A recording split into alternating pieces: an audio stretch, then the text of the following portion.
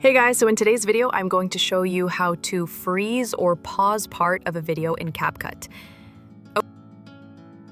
Open up CapCut and create a new project. So let me create a new project with this video.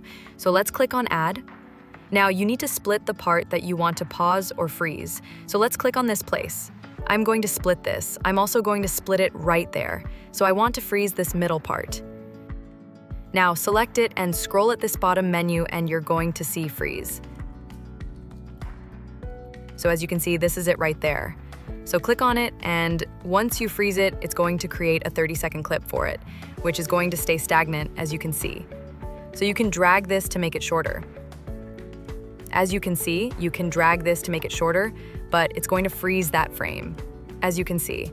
So yeah, that's it. If you find this video helpful, just like this video and subscribe to my channel. Thank you.